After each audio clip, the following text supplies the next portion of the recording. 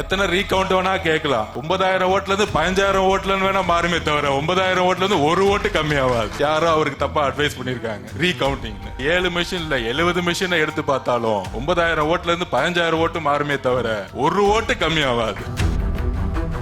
வன்னியரசு அமைச்சரவை என்ன மாற்ற நிகழ்வு சில பேர் கேட்டாங்க. வன்னியரசுடைய அமைச்சரவையில் 5,000 கோடி ரூபாய் வருஷத்துக்கு 5 வருஷம் 25,000 கோடி ரூபாய் 25,000 கோடி தன்னுடைய மக்களுக்காக செலவு செய்ய போறாரு. பாத்தீங்களா? 8 தலித் அமைச்சர் உருவாக்குறதுக்கு 75 வருஷம் ஆச்சு. அவங்க என்ன செய்ய போறாங்கிறது 5 வருஷம் கழிச்சு தெரியும், 2 மாசத்தை தெரியாது. சில அறிவாளிகள் 2 மாசத்துக்குலாம் நம்ம பதில் சொல்ல வேண்டிய அவசியம் இல்லை. ஏதோ தமிழக வெற்றி கழகம் மட்டும் தனியா என்பது தேர்தலில் பயணிக்க போறதில்லை. நாம் எல்லாம் சேர்ந்து இனி எதிர்காலத்தில் எந்த தேர்தல் வந்தாலும் 65% இந்த கூட்டணி வெற்றி பெறும். எழுதி வைத்துக் கொள்ளுங்க. எதிராளிகளுக்கு எல்லாம் நீங்க பேசி டைம் வேஸ்ட் பண்ணாதீங்க. அந்த அளவுக்கு ஆப்போசிட்ல யாரும் இல்ல. உங்களோட விளையாடுற அளவுக்கு கலைஞரோட அது முடிஞ்சிருச்சு. நீங்க குரல் கொடுக்கற அளவுக்கு ஆப்போசிட்ல பெரிய ஆள் இல்ல. அதனாலதான் கொளத்தூர்லயே முடிச்சிட்டோம். உள்ளாட்சி தேர்தலா இருக்கட்டும், பை எலெக்ஷனா இருக்கட்டும், அதுக்கப்புறம் பாராளுமன்ற தேர்தலா இருக்கட்டும், நாம் எல்லாம் இணையும் பொழுது தமிழக வரலாற்றில் முதல் முறையாக 65% நாம் மிகப்பெரிய வெற்றி பெறுவோம்.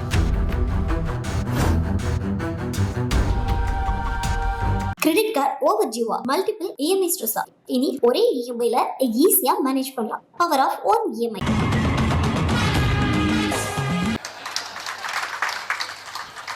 அந்த சட்டமன்றத்தில் அவை மீறல் இல்லாத மாதிரி ஒவ்வொரு வார்த்தைகளையும் சட்ட நுணுக்கத்துடன் நல்ல ஒரு பேப்பர் எடுத்து படிச்சு அவருடைய அனுபவத்தை பேச்சால கொடுத்து நல்ல ஒரு உரையை நிகழ்த்தி அப்படியே சைலண்டா வச்சிருந்தாரு. அதற்கு முன்னாடி பாடிய ஒரு சகோதரர், நான் முன்னாடி சின்ன வயசுல திமுக மேடையில் இருக்கும்போது மாநாடெல்லாம் பார்ப்பேன். நான் படிக்கும் பொழுது அப்போ ஒரு நாகூர் அனிபா ஐயாவுடைய அந்த குரல் ரொம்ப பிடிக்கும் எனக்கு. அவர் பாடும்போது ஃபர்ஸ்டே போயிடுவேன். அந்த மாதிரி இன்னைக்கு இருந்துச்சு. அந்த மாதிரி எங்களுடைய ஐயா சட்டமன்றத்தை நடத்தக்கூடிய ஐயா ஒரு உரையை நிகழ்த்தி நம்மளுடைய தலைவர் ஐயா வைகோ அவர்களை பற்றி ஒரு உரையை நிகழ்த்தி ப்ரிப்பேர்டா நல்ல பிளான் பண்ணி பேசிட்டு போயிட்டாரு. பொதுவாக எனக்கு மனசுல இருந்து தான் பேசி பழக்கம். அதனாலதான் எப்பப்பெல்லாம் பேசுறோமோ இப்பெல்லாம் சுப்ரீம் கோர்ட் வரைக்கும் கேஸ் போடுறாங்க. பேசி முடித்த உடனே உச்ச நீதிமன்றத்தில் கேஸ் ஃபைல் பண்றாங்க. முன்னாடி ஆளுங்கட்சியா இருந்தா எஃப்ஐஆர் ஃபைல் பண்ணுவாங்க.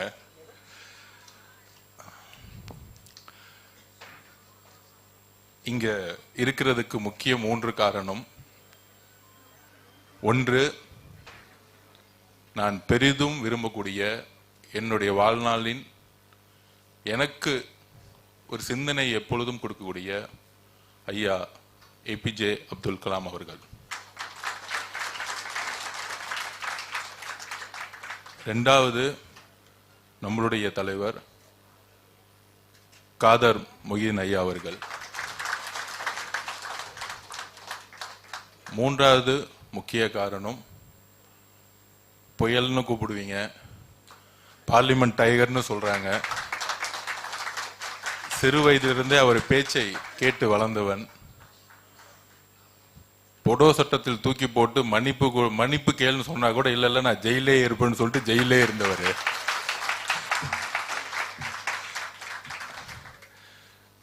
அப்படி மிகச்சிறந்த ஆளுமைகள்.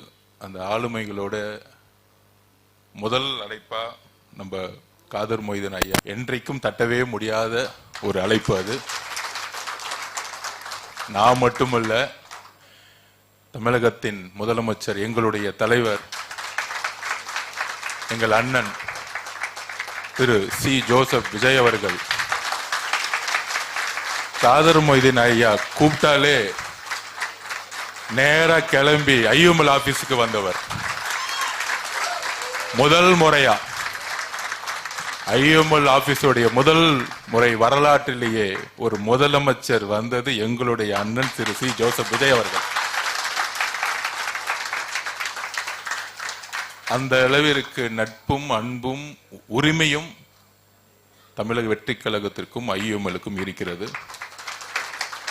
அமைச்சரவையில் ஒரு சகோதரனாக எங்களுடன் உங்களுடைய சகோதரனும் பங்கெடுத்து 60 வருஷ கனவை ஐயுமல் கனவை காங்கிரஸோட கனவு 1967க்கு அப்புறம் அதிகாரத்துக்கானதா? இல்லை. ஆட்சிக்காகவா? இல்லை. பணத்திற்காகவா? இல்லை. எங்களுடைய சமூகத்தினுடைய குரலுக்காக நாங்கள் முடிவெடுத்தோம். ஒட்டுமொத்த மக்களுக்கான குரலுக்காக முடிவெடுத்தோம். ஆனால் கால சூழ்நிலை 50 வருடம் இருந்தவர்கள் அவரை பார்த்து சோபா மாடல்னு சொல்லும் பொழுதுக்கான வருத்தம் எங்களுக்கும் இருக்கிறது. ஒரு மிகச்சிறந்த ஒரு 87 வயதில் இருந்த மூத்த தலைவருக்கான விமர்சனம் இந்த சமூகத்தில் ஒரு அவலமான ஒரு சிந்தனைங்கிறத நாங்கள் பதிவு பண்றோம். அரசியலில் மாறுபட்ட கருத்துக்கள் இருக்கலாம், கொள்கைகள் மாறலாம், ஒரு கட்சி தோக்கலாம், ஒரு கட்சி சேரலாம், கூட்டணி மாறலாம். ஆனால் ஒரு தலைவர் மீது ஏற்படக்கூடிய விமர்சனங்கள், அந்த விமர்சனம் எப்பொழுதும் ஒரு நாகரிகம் மட்டுமல்ல, ஒரு உண்மைத்தன்மையோடு இருக்கணும். அதுதான் நாங்க பதிவு பண்றோம். இந்த 60 நாட்களில் ஐயா இதுவரைக்கும் எனக்குன்னு ஒரு கோரிக்கை வேணும் கேட்டதே கிடையாது. ஒரு அரசிடம் வந்து கேட்டதே கிடையாது. அப்படி தமிழக மக்கள் ஆதரிச்சிட்டாங்க. 108 தொகுதி டிவிக்கு ஜெயிச்சிட்டாங்க. பிரசிடென்ட் ரூல் வந்துச்சுன்னா பிஜேபி அரசு வந்துரும், தமிழ்நாட்டை காப்பாற்றணும் அப்படிங்கிற ஒரே உணவுடன் காங்கிரஸ் எடுத்த முடிவு, கம்யூனிஸ்டுகள் எடுத்த முடிவு, விசிகே எடுத்த முடிவோடு சேர்ந்து ஐயா அவர்களும் எடுத்த முடிவு இதுதான் உண்மை. அந்த முடிவுல ஒரு லெட்டர் கொடுத்தாரு, போன் பண்ணி என்கிட்ட தான் பேசினாரு. அபுபக்கர் சார் இருந்தாரு. இந்த முடிவை அகில இந்திய எங்களுடைய தலைவர்களும் காங்கிரசுடன் பேசி எடுத்திருக்கிறார்கள். அங்க கூட்டணி ஆட்சியில் இருக்கிறாங்க கேரளால, ஐயா குஞ்சாலி குட்டி அவர்கள் எல்லோரும் அப்படின்னு சொல்லும் பொழுது, பதவியேற்ற பிறகு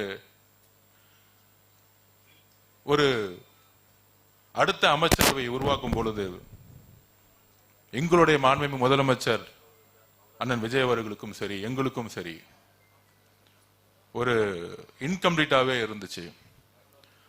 எங்களிடம் வந்து ஐயா காதமுதீன் வந்து எங்களுக்கு ஒரு அமைச்சரவையில் அமைச்சர் கொடுங்க, அதிகாரம் கொடுங்கன்னு கேட்டதே கிடையாது. அவ்வளோ நாங்கள் ஆதரவு கொடுத்துட்டோம், நம்பிக்கையா இருக்கிறோம். மக்கள் கொடுத்த தீர்ப்புக்கு நல்ல ஆட்சி செய்யுங்க, மதச்சார்பின்மை சமூக நீதியில உறுதியா இருங்க, இதுதான் அவர் கேட்டது. அப்ப எங்களுடைய முதலமைச்சர் இல்ல ஐயம்ல இருந்து அமைச்சர் வந்து ஆகணும். ஏனென்றால் இங்கு சகோதரர் ஷாஜகான் உடைய அமைச்சருடைய பதவி என்பது ஒரு கட்சிக்கான அதிகாரம் கிடையாது, ஒரு சமூகத்துக்கான ஒரு பிரதிநிதித்துவம். அண்ணல் அம்பேத்கருடைய கனவு எங்கெல்லாம் ஒடுக்கப்பட்ட மக்கள், எங்கெல்லாம் ஏழை மக்கள் இருக்கிறார்களோ அவங்கெல்லாம் அதிகாரத்துக்கு வரணும். இதுதான் அம்பேத்கருடைய கடைசி, அவர் வாழ்க்கையுடைய எத்தனையோ நூட்கள் எழுதியிருந்தாலும், எத்தனையோ அவர் படிச்சிருந்தாலும், எத்தனையோ அவர் PhD படிச்சிருந்தாலும் அவர் சொன்ன வார்த்தை, எளிய மக்கள், ஒடுக்கப்பட்ட மக்கள் அதிகாரத்தை நோக்கி செல்லுங்கள். யாரிடமும் மனு கொடுக்க வெயிட் பண்ணிட்டு இருக்க வேணாம், அதிகாரத்தை நோக்கி சென்று உங்களுடைய மக்களை நேர்மையான முறையில் எல்லா உதவிகளும் மக்களுக்கு செய்யுங்கள். அப்படி சொல்லும் பொழுது அவரே ஃபர்ஸ்ட் வந்து ஒரு அதிர்ச்சி ஆச்சு, ஐஎம்எல்க்கு அமைச்சரவை கொடுக்குறீங்களா அப்படின்னு. அப்ப 2 MLA இருந்தாங்க. அப்ப ஒரு இளைஞருக்கு வாய்ப்பு கொடுங்கள் அப்படின்னு கட்சி ஒருமனதாக முடிவெடுக்கும் பொழுது அவரு ஷாஜகான் சாரை பத்தி வருத்தப்படுறதோட இன்னொரு ஐயா MLA இருக்கும் பொழுது சொன்னாரு, அவர் கட்சியில மூத்த உறுப்பினர், அவரையும் நீங்கள் ஏதாச்சும் ஒரு மரியாதை கொடுத்து அவருக்கான மரியாதை உருவாக்குங்கள்னு சொன்னார். அவருக்காக எதுவும் கேட்கல, அவருக்கோ அவர் மகனுக்கோ இல்ல அவருடைய குடும்பத்துக்கோ எதுவும் கேட்கல. இதெல்லாம் உண்மை. ஏன்னா அந்த விமர்சனத்துக்கு இது வரைக்கும் நாங்கள் பதில் பேசியது கிடையாது. இந்த இடம் அதான் சொன்ன மூணு பேருக்காக வந்திருக்கேன். ஒன்னு அப்துல் கலாம் அவர்களுக்காக, ஒன்னு ஐயா கதர் மொய்தீன் ஐயா அவர்களுக்காக. அந்த விமர்சனத்தை தாண்டி இன்றைக்கு ஒட்டுமொத்த மதச்சார்பின்மையும் சமூக நீதியும் கொண்ட ஒரு ஆட்சியை உருவாக்கி கொண்டிருக்கிறோம். அதில் நாங்கள் சொல்கிறோம், எப்பொழுதும் உறுதியாக இருப்போம், எப்பொழுதும் உறுதியாக இருப்போம். தேர்தலுக்கு பின்பும் சரி, தேர்தலுக்கு முன்பும் சரி, தேர்தலுக்கு பின்பும் சரி. தேர்தலுக்கு முன்பு எல்லோரும் சொன்னாங்க அதிமுகவோட போயிடுவாங்க, சேர்ந்து ஆட்சி அமைச்சிருவாங்க, அதிமுக போயிருந்தா இன்னும் 200 தொகுதி ஜெயிக்க முடியும். ஆனால் அன்றைக்கு அதிமுக பிஜேபியோடு இருந்த காரணம் மட்டுமல்ல, எங்கள் தலைவர் அவரை நம்பினார், மக்களை நம்பினார், பெண்களை நம்பினார், இளைஞரை நம்பினார். அதனால தனியா போகணும்னு சொன்னார். ஒவ்வொரு வார்த்தையும் சொல்லும் போதும் மதச்சார்பின் சமூக நீதிக்கான அரசாக இருக்கும், கட்சியா இருக்கும் பதிவிட்டே இருந்தார் எங்களுடைய தலைவர் விஜய் அவர்கள். தேர்தலுக்கு முன்பு மட்டுமல்ல, தேர்தலுக்கு பின்பு இஸ்லாமிய சகோதர சகோதரிகளை நினைத்து பாருங்கள். 108 தொகுதியோட நிக்கிறோம். ஒரு பக்கத்துல இருந்து பெரிய பெரிய குரல் வருது, நீங்க சேர்ந்தா 47 எம்எல்ஏ கிடைச்சிரும், சப்போர்ட் கிடைச்சிரும் எங்க இருந்து வேணாலும். 108 எம்எல்ஏ வச்சு ஆட்சி அமைக்க போறோமா இல்லையா தெரியாது. காங்கிரஸோட ஆதரவு கிடைக்குமா கிடைக்காதா தெரியாது. தேர்தலுக்கு முன்பே காங்கிரஸோட ஆதரவு கிடைக்கும் அப்படிங்கிற ஒரு நம்பிக்கையில இருந்தும் கடைசி நேரத்தில் கிடைக்கல. அப்ப கம்யூனிஸ்ட் தோழர்களோட ஆதரவு கிடைக்குமா தெரியாது, விசிக தோழர்களோட ஆதரவு கிடைக்குமா தெரியாது, ஐஎம்ஓட ஆதரவு கிடைக்குமாங்கிற சிந்தனையே முதல் கிடையாது. ஏன்னா 50 வருஷ கூட்டணி. இதுதான் இயற்கை, அன்றைக்கு இருந்த சிச்சுவேஷன், உண்மை. அப்ப இயற்கையும் நேரமும் எப்படி ஒரு புதிய அரசை உருவாக்குகிறது. ஒரு சார இயற்கைன்னு சொல்லுவாங்க, நாம் இன்ஷா அல்லாஹ்னு சொல்லுவோம். உங்களுடைய வேண்டுதல், இந்த முடிவுகள் வரலாற்றில் மிகப்பெரிய வரலாறு. இந்த தேர்தலுடைய முடிவு யாரும் எதிர்பார்க்காத விஷயம். அதில் ஐஎம்எல் அமைச்சரவையில் வருவாங்கிறது இன்னும் மிகப்பெரிய வரலாறு. சோ ஒவ்வொரு இஸ்லாமிய சகோதர சகோதரிகள் கிட்டத்தட்ட நீங்க ஒவ்வொரு நாளும் தொழுவ பண்ணுவீங்க. அதோடைய வெற்றியா உங்களுடைய ஒவ்வொருடைய வார்த்தை மாதிரி இன்ஷா அல்லாஹ்வுடைய விருப்பமா அது மாறுச்சு. இது இயற்கையும் கடவுளால் மட்டும்தான் உருவாக்க முடியும். இந்த வெற்றியையும் இந்த கூட்டணியும் தேர்தலுக்கு ஒரு நாள் முன்னாடி இப்படி ஒரு கூட்டணி உருவாக்கும் சொல்ல யாராலும் நம்ப முடியாத ஒரு தேர்தல், அப்படி ஒரு அமைச்சரவை நம்பவே முடியாது. அப்ப எங்களுடைய தலைவரும் சரி, நாங்களும் சரி உறுதியாக சொன்னார்கள். அந்த பக்கம் 47 பேர் எம்எல்ஏ வாங்கி, அப்படி நாம் முதலமைச்சரோட காங்கிரஸோடைய 5 எம்எல்ஏக்களை நம்ம ஆதரவு கேட்போம். மதச்சார்பையும் சமூக நீதிக்கான அரசை மட்டுமே நாம் உருவாக்குவோம். ஏன்னா இப்ப ரீசெண்டா திமுக சொல்லிட்டு இருக்காங்க, இவங்க பிஜேபி சொல்லிதான் கேட்கிறாங்க, பிஜேபி சொல்லிதான் கேட்கிறாங்க. அப்படி இருந்தா ஆட்சி ஜெயிச்சு முடிச்சவனே அங்க ஆதரவு வாங்கியிருப்போம். அப்ப காங்கிரஸ் திரு ராகுல் காந்தி அவர்கள் ஒரே குரல் 100 எம்எல்ஏ ஜெயிச்ச பிறகு உங்களுக்கு ஆதரவு கொடுக்கணும், மக்களோட வெற்றிக்கு, ஒரு மக்களுடைய தீர்ப்புக்கு வணங்கி அவர் ஆதரவு கொடுத்தார். அதற்கப்புறம் கம்யூனிஸ்ட் தோழர்கள், அதுக்கப்புறம் பிசிக தோழர்கள், ஐயும தோழர்கள். இந்த ஒரு பிணைப்பு இருக்கே, 200 தொகுதி ஜெயிச்சாலும் இது ஒரு வெற்றியை எங்க தலைவர் பார்த்திருக்க மாட்டார். ஐயா கதர் மொய்தீன் அவர் ஐயாட்ட அமைச்சரவை பங்கெடுத்த சொன்னார் எங்க தலைவர், விசிக தோழர்களும் நம்மளுடைய அண்ணன் ஷாஜகான் அண்ணன் அமைச்சரான உடனே எங்க தலைவர் முதலமைச்சர் பார்த்தவர் சொன்னது, இன்னைக்குதான் நான் மனநிறைவோட தூங்க போறேன்னு சொன்னார். இப்பதான் என்னுடைய அமைச்சரவை முழுமை பெற்றதுன்னு சொன்னார். அப்படி ஒரு அழகான ஒரு அரசியலை இந்த 75-80 நாட்கள்ல உருவாக்கி ஒரு நல்ல அமைச்சரவை நோக்கி ஊழலே இல்லாத ஒரு அரசியலை முதல் முறையில் மாண்புமிகு முதலமைச்சர் உருவாக்கியிருக்கார். இந்த அமைச்சர்கிட்டே கேட்டு பார்க்கலாம். ஒண்ணு பட்ஜெட்ல பணம் இல்லைன்னு சொல்லக்கூடிய ஒரு குறையா இருக்கலாம், ஆனால் பட்ஜெட்டில் ஒதுக்கக்கூடிய பணம் முன்னாடி எப்படி சென்றுச்சு, இப்ப 100க்கு 100% எப்படி மக்கள்கிட்ட போயிட்டு இருக்கு. இதுதான் புதிய நிர்வாகம். அப்படி இஸ்லாமிய சகோதர சகோதரிகளே, இது ஐஎம்எலுக்காக ஏற்பட்ட ஒரு கூட்டணியா பார்க்கல, ஒட்டுமொத்த இஸ்லாமிய சகோதர சகோதரிகளுடைய ஒரே குறிக்காலுக்கான ஒரு கூட்டணியா நம்ம பார்க்கிறோம். அந்த அன்பும் நம்பிக்கையும் எப்பொழுதும் இருக்கும். நாங்கள் எப்பொழுதும் மதச்சார்பின்மையில் உறுதியாக இருப்போம்.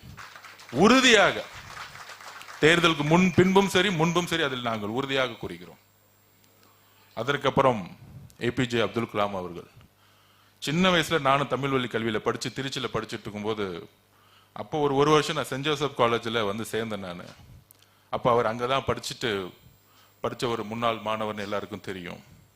அவரை பத்தி நிறைய கதைகள் வரும்பொழுது, நான் ஒரு ஏழ்மையான சுச்சுவேஷன் வரும்போது என்னுடைய ப்ரொஃபசர் அப்ப அவருடைய புக்கை தான் கொடுத்து படிக்க சொல்லுவார். அப்ப அப்துல் கலாம் அவர்களுடைய புத்தகம் படிக்கும் பொழுது, தமிழ் வழி கல்வியில் படித்தவர், ஒரு சாதாரண ஏழை இஸ்லாமிய குடும்பத்திலிருந்து வந்தவர் அப்படின்னு ஒரு எனக்கான ஒரு தன்னம்பிக்கையை, ஒரு சாமானிய குடும்பத்திலிருந்து பிறந்து ஒரு பெரிய சயின்டிஸ்ட் ஆக முடியும், ஒரு பெரிய ஜனாதிபதி ஆக முடியும்னு ஒரு நம்பிக்கை கொடுத்தது ஏபிஜே அப்துல் கலாம் அவர்கள். சிறு வயதில், என்னுடைய சிறு வயதில். அப்ப மெட்ராஸ் கிறிஸ்டியன் காலேஜில் பொலிட்டிக்கல் சயின்ஸ் படிக்கும் போது நிறைய டிபேட்ஸ் காலேஜுக்குள்ளே நடக்கும். அப்ப நிறைய மத கலவரங்கள், நிறைய பிரச்சனைகள் வரும்போது இஸ்லாமிய சமூகத்தை நோக்கி ஒரு தவறான கண்ணோட்டத்தை வந்து விதைச்சிட்டே இருப்பாங்க.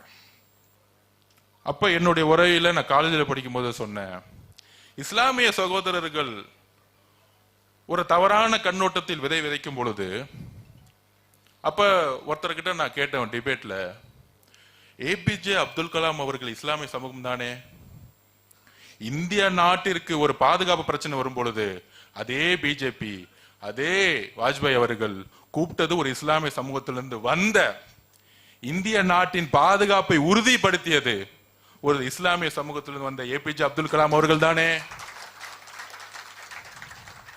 அவரை தன்னை இந்தியன் இந்தியன் என்று எப்பொழுதும் சாவும் வரை சொல்லிட்டு இருந்தார். அப்ப இந்த நாட்டோடைய பாதுகாப்பை, நியூக்ளியர் டெஸ்ட் நம்பர் 2 இருக்கட்டும், அக்னி ஏவுகணை ஆகட்டும், இவ்வளவு பெரிய சாதனைகளை செய்தது தமிழ்நாட்டில் கடைக்கோடியில் பிறந்த, ராமேஸ்வரத்தில் கடைக்கோடியில் பிறந்த ஒரு சாமானிய மீனவ குடும்பத்தில் பிறந்த ஒரு இஸ்லாமிய சமூகத்திலிருந்து வந்த, இந்த நாட்டின் பாதுகாப்பை உறுதிப்படுத்தியது ஒரு இஸ்லாமிய சமூகத்திலிருந்து வந்த ஒரு மகன் இந்த நாடு, இந்த இந்திய தாய்நாடு தத்தெடுத்தது. அப்போ நம்மளுடைய எண்ணம், இங்கு எல்லோரும் சமம் என்ற அரசியலை தமிழ்நாட்டு மக்கள் எப்பொழுதும் உரத்த குரல் தமிழ்நாட்டிலிருந்து ஒழிச்சுக்கிட்டே இருக்கு. அதுதான் நம்மளுடைய அரசியல். அவருக்கு என்னுடைய தலைவணக்கம்.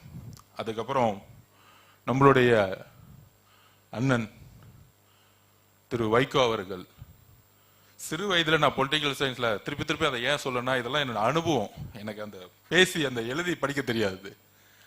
அப்ப பொலிட்டிக்கல் சயின்ஸ் படிக்கும் பொழுது நாங்க எல்லாத்தோடைய பேச்சையும் போய் ரோட்ல கேட்போம். கலைஞர் கருணாநிதி அவர்கள் தீவுத்திடல பேசிட்டு இருப்பாரு. அப்ப பீச்ல எல்லாம் பேச அலோவ் பண்ணுவாங்க. அங்க உட்கார்ந்துட்டு இருப்போம். அப்ப ஒவ்வொரு பேச்சையா பார்த்துட்டு இருப்போம்.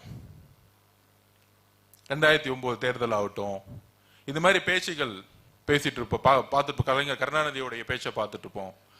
அதற்கப்புறம் நாங்க அதிகமா போறது பாத்தீங்கன்னா திரு அண்ணன் வைகோ அவர்களுடைய பேச்சு, அதுக்கப்புறம் அண்ணன் திருமாவளவனுடைய பேச்சுக்கள்.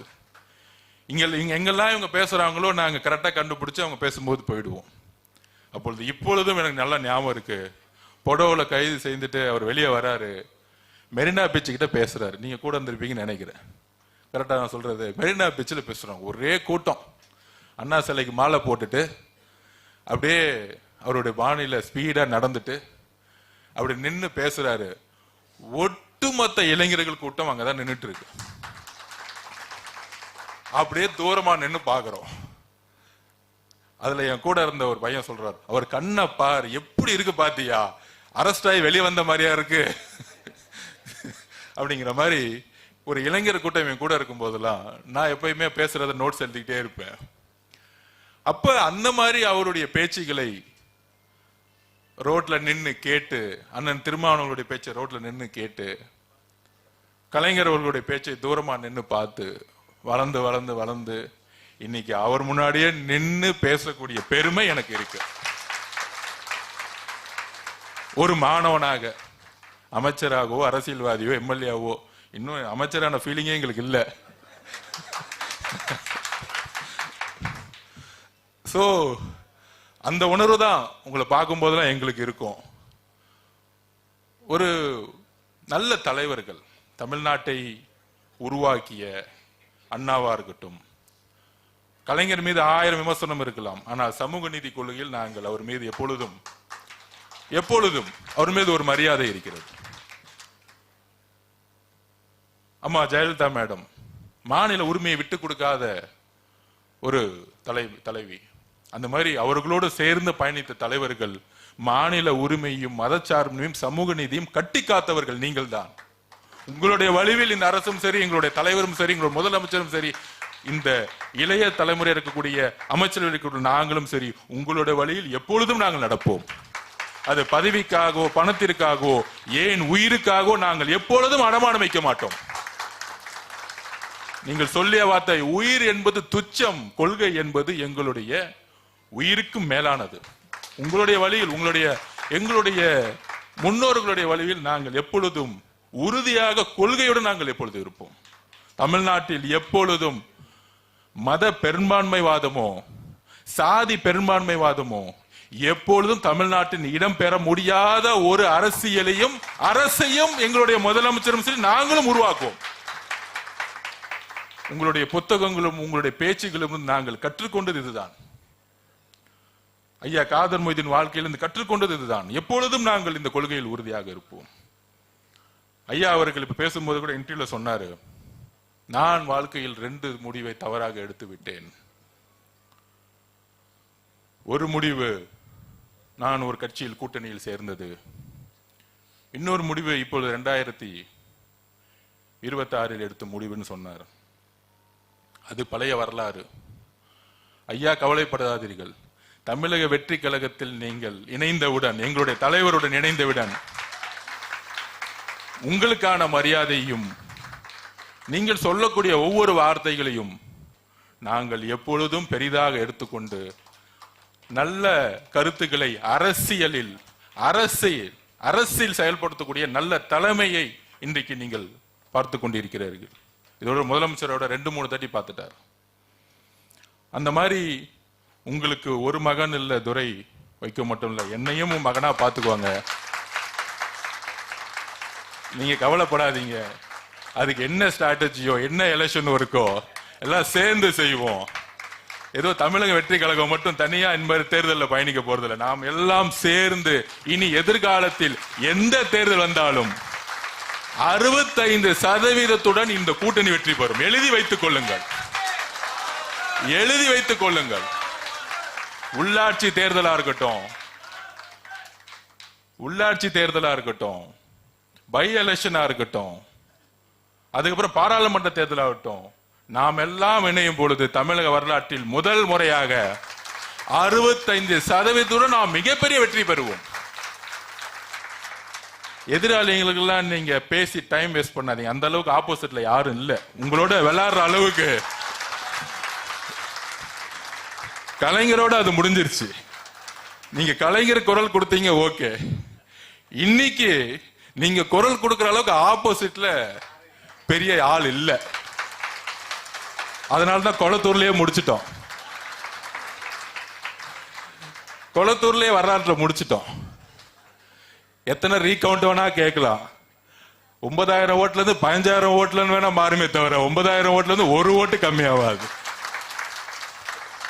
ஏன்னா அது மக்கள் கொடுத்த தீர்ப்பு, குடும்ப ஆட்சியை தூக்கி எறிறதுக்கான தீர்ப்பு. அவங்க 7 மிஷின் இல்ல 70 மிஷினை எடுத்து பார்த்தாலும் 9000 ஓட்டுல இருந்து 15000 ஓட்டு மாறுமே தவிர 1 ஓட்டு கம்மியாவாது. யாரோ அவருக்கு தப்பா அட்வைஸ் பண்ணிருக்காங்க ரீகவுண்டிங்னு. அது ஜனநாயக கடமை, அவங்க நிகழ்த்திட்டு போட்டோம். அதனால உங்களுடைய தொண்டையை இனி பாராளுமன்ற தேர்தலும் உள்ளாட்சி தேர்தலும் மட்டும்தான் நாங்க பார்க்கணும். சில பேத்துக்கெல்லாம் பேசி டைம் வேஸ்ட் பண்ண வேணாம். நாங்கள் உங்களுடன் இருக்கிறோம். பழைய வரலாற்றை தூக்கி போடுங்கள். இப்பொழுது ஒரு புதிய வைகோ அவர்களை நாங்கள் பார்க்க போறோம். வைகோ 2.0.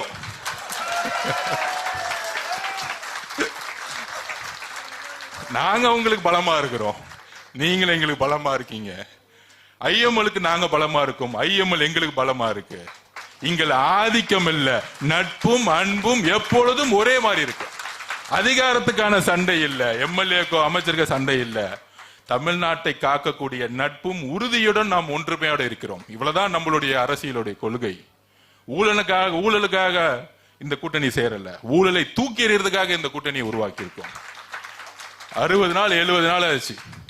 இது வரைக்கும் ஐயா ஷாஜகான் பக்கத்துல இருந்து ஒரே ஒரு சின்ன ஊழல் குற்றச்சாட்டு கிடையாது. ஒரு சின்ன ஊழல் குற்றச்சாட்டு.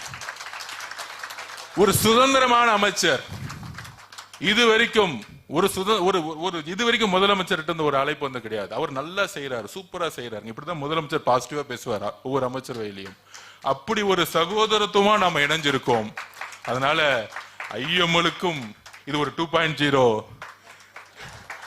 நாம் இஸ்லாமிய சமூகத்திற்கு அடுத்தடுத்த திட்டங்களை உருவாக்கணும். பெண்கள் மேற்படிப்பு படிக்கக்கூடிய ஒரு திட்டங்களை உருவாக்கணும். என்னெல்லாம் செய்ய முடியுமோ திட்டங்களா அவங்க ஷாஜகான் சார் மூலியமா பெரிய பெரிய திட்டங்கள். நான் வன்னியரச அமைச்சர் என்ன மாற்ற நிகழ்வு சில பேர் கேட்டாங்க. வன்னியரசுடைய அமைச்சரவையில் 5000 கோடி ரூபாய் வருஷத்துக்கு 5 வருஷம் 25,000 கோடி ரூபாய். ஒரு தலித் சகோதரர்கள் விசிகேல இருந்து 25,000 கோடி தன்னுடைய மக்களுக்காக செலவு செய்ய போறார். பாத்தீங்களா? எந்த விதமான குறுக்கீடுகள் இல்லாமல், எந்த விதமான குடும்ப ஆதிக்கம் இல்லாமல், எந்த விதமான கமிஷன் இல்லாமல் அந்த பணம் உண்மையான ஏழையா இருக்கக்கூடிய தலித் மக்களுக்கு போய் சேரணும். இதுதான் அரசுடைய நிர்வாகம். இது பேர் நிறைய பேருக்கு புரியல. எல்லாத்துக்கும் பதில் கொடுக்க வேண்டிய அவசியம் இல்லைன்னு நினைக்கிறேன். 8 தலித் அமைச்சர் உருவாக்குறதுக்கு 75 வருஷம் ஆச்சு. 75 வருஷம் ஆச்சு. அவங்க என்ன செய்ய போறாங்கிறது 5 வருஷம் கழிச்சு தெரியும், 2 மாசத்தை தெரியாது. சில அறிவாளிகள் 2 மாசத்துக்குலாம் நம்ம பதில் சொல்ல வேண்டிய அவசியம் இல்லை. அதனால நாம் நம்ம கடமையை செய்வோம். பெண்களும் இஸ்லாமிய சகோதர சகோதரிகளும் கிறிஸ்துவ சகோதர சகோதரிகளும் எல்லோரும் சேர்ந்து இந்த ஆட்சியை உருவாக்கியிருக்கிறார்கள். அதற்கான கடமை உணர்வும் நாம் எங்களுக்கு எல்லோருக்கும் இருக்கிறது, நமக்கும் இருக்கிறது. அதனால் இங்க அழைத்த என்னுடைய தலைவர் அவர்களுக்கும் சரி, ஐயா அவர்கள் நான் கொடுத்து பேச வேண்டிய இது கிடையாது. நான் ஒரு மாணவனா ஐயாவை பார்க்கறதுக்கு வாழ்த்துக்கள், வாழ்த்துக்கள், வாழ்த்துக்கள். நன்றி, வணக்கம். கிரெடிட் கார்டு ஓவர்டியூவா மல்டிபிள் இஎம்ஐ ஸ்ட்ரெஸ்ஸா? இனி ஒரே இஎம்ஐல ஈஸியா மேனேஜ் பண்ணலாம். Power of one EMI.